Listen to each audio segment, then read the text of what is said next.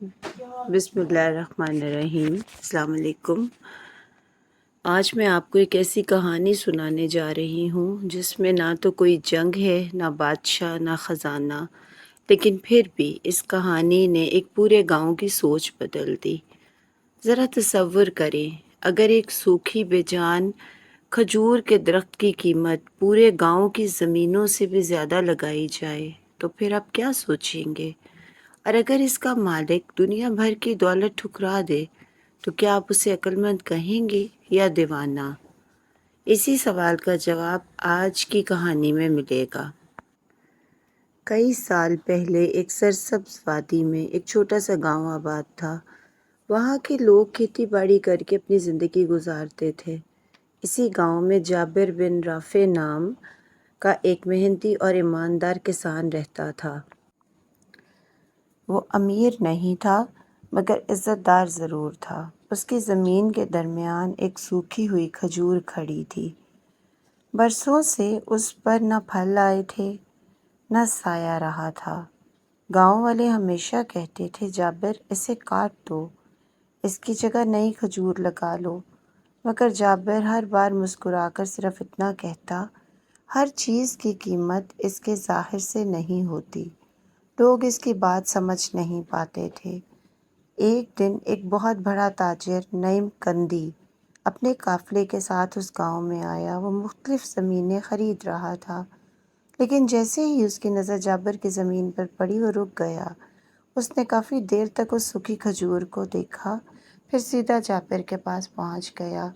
میں تمہاری پوری زمین خریدنا چاہتا ہوں۔ جابر نے سکون سے جواب دیا، یہ زمین فروخت کے لیے نہیں ہے۔ نعیم نے قیمت دوگنی کر دی۔ جابر نے انکار کر دیا۔ اس نے 3 گنا رقم پیش کی۔ جابر نے پھر انکار کر دیا۔ آخر کار نعیم نے کہا، میں تمہیں اتنا سونا دوں گا کہ تم پوری زندگی آرام سے گزار سکو گے۔ جابر نے اس کی آنکھوں میں دیکھ کر کہا، کچھ چیزیں ایسی ہوتی ہیں جو دنیا کا سارا سونا بھی نہیں خرید سکتا۔ یہ خبر پورے گاؤں میں پھیل گئی۔ کسی نے کہا، ضرور اس درخت کے نیچے خزانہ دفن ہے۔ کسی نے کہا، یہ کوئی قدیم راز ہے، اور کچھ لوگ جابر کو پاگل کہنے لگے۔ مگر جابر خاموش رہا۔ اسی دوران ایک پراسرار مسافر گاؤں میں آیا۔ وہ سیدھا اس کھجور کے پاس گیا، چند لمحے خاموش کھڑا رہا، صرف ایک جملہ بولا، یہ اب بھی اپنی جگہ قائم ہے۔ جابر یہ جملہ سن کر چونک گیا، کیونکہ اس کا مطلب ہر شخص نہیں جان سکتا تھا۔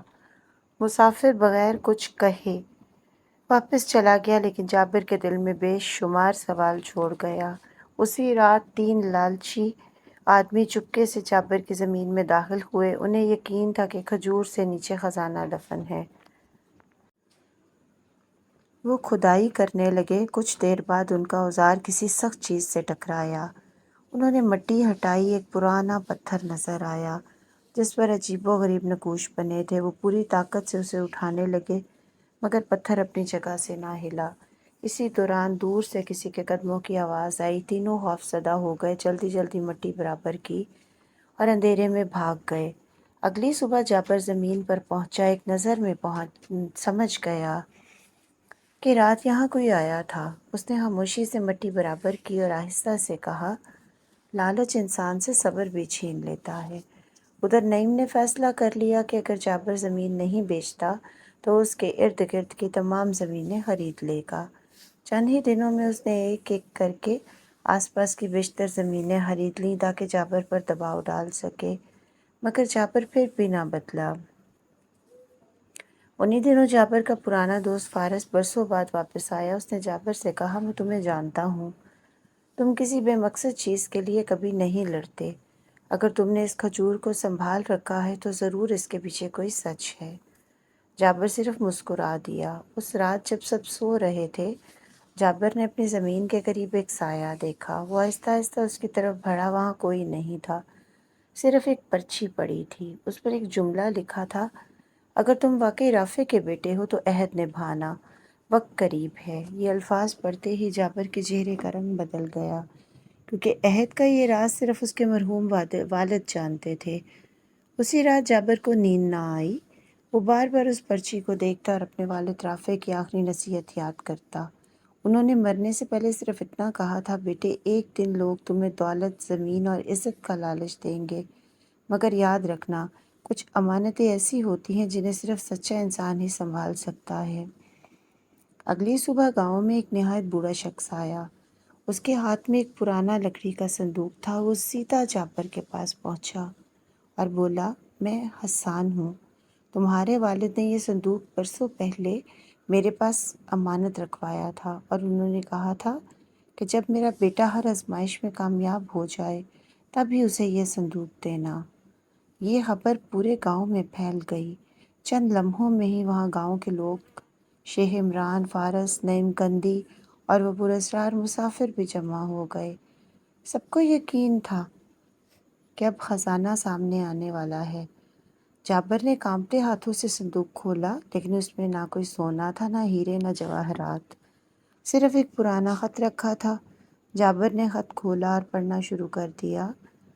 میرے بیٹے جابر، اگر یہ خط تمہارے ہاتھ میں ہے تو اس کا مطلب ہے کہ تم نے اپنا وعدہ نبھا دیا۔ لوگ سمجھیں گے کہ اس سوکھی کھجور کے نیچے خزانہ دفن ہے، لیکن حقیقت یہ ہے کہ یہ درخت صرف ایک نشانی ہے۔ اصل امانت چند قدیم دستاویز ہیں جن میں ان خاندانوں کے حقوق محفوظ ہیں، جن کی زمینیں برسوں پہلے ظلم سے چھین لی گئی تھیں۔ میں اور میرے چند ساتھی ان دستاویز کی حفاظت کرتے رہے تاکہ کوئی ظالم انہیں تباہ نہ کر سکے۔ میں نے اس سوکھی کھجور کو صرف ایک علامت بنایا تاکہ امانت محفوظ رہے۔ اگر کبھی انصاف قائم ہو جائے تو یہ دستاویز ان کے اصل حقداروں تک پہنچا دینا۔ یاد رکھنا، سونا ختم ہو جاتا ہے، زمین بدل جاتی ہے، دولت ہاتھوں سے نکل جاتی ہے، لیکن امانت اور کردار ہمیشہ زندہ رہتے ہیں۔ خط ختم ہوتے ہی پورے میدان میں خاموشی چھا گئی۔ جن لوگوں نے مہینوں خزانے کے خواب دیکھے تھے، ان کی نظریں جھک چکی تھیں۔ نعیم قندی آہستہ آہستہ آگے بڑھا اور بھرائی ہوئی آواز میں بولا، میں سمجھتا رہا تم سونے کے خزانے کی حفاظت کر رہے ہو، لیکن آج معلوم ہوا کہ تم اپنے باپ کے کردار اور ایک مقدس امانت کی حفاظت کر رہے تھے۔ اسی وقت وہ ایک پراسرار مسافر بھی آگے آیا۔ اس نے اپنی چادر سے ایک پرانی دستاویز نکالی اور جابر کے ہاتھ میں دیتے ہوئے کہا، میں بھی ان لوگوں میں سے آخری شخص ہوں جنہیں اس راز کا علم تھا۔ میں صرف یہ دیکھنے آیا تھا کہ رافع کا بیٹا اپنے وعدے پر قائم ہے یا نہیں، اور آج میں نے دیکھ لیا کہ تم نے اپنے والد کا سر فخر سے بلند کر دیا۔ چند ہی دنوں میں وہ تمام دستاویز ان خاندانوں تک پہنچا دی گئیں جن کے حقوق برسوں پہلے چھین لیے گئے تھے۔ لوگوں کو ان کی زمینیں واپس مل گئیں اور انصاف قائم ہو گیا۔ اس دن کے بعد کسی نے اس سوکھی کھجور کو بیکار درخت نہیں کہا۔ وہ گاؤں والوں کے لیے ایک ایسی نشانی بن گئی جو انہیں ہمیشہ یاد دلاتی رہی کہ دنیا کی سب سے بڑی دولت سونا نہیں بلکہ امانت، سچائی، وفاداری اور کردار ہے۔ نعیم نے اپنی غلطی تسلیم کی، گاؤں والوں نے جابر سے معافی مانگی، اور سب نے یہ سیکھ لیا کہ انسان کی اصل قیمت اس کے مال سے نہیں، اس کے اصولوں سے ہوتی ہے۔ لالچ انسان کی آنکھوں پر پردہ ڈال دیتا ہے۔ افواہیں اکثر سچائی سے زیادہ تیزی سے پھیلتی ہیں۔ جو شخص اپنے اصولوں پر ثابت قدم رہتا ہے، آخر کار عزت اسی کے حصے میں آتی ہے، اور سب سے بڑھ کر امانت وہ خزانہ ہے جس کی حفاظت صرف کردار والے لوگ ہی کر سکتے ہیں۔ اگر آپ کو یہ کہانی اچھی لگی ہو تو اپنی رائے کا اظہار کمنٹ میں ضرور کیجیے گا۔ اللہ پاک ہم سب کا حامی و ناصر ہو، آمین ثم آمین۔ جزاک اللہ۔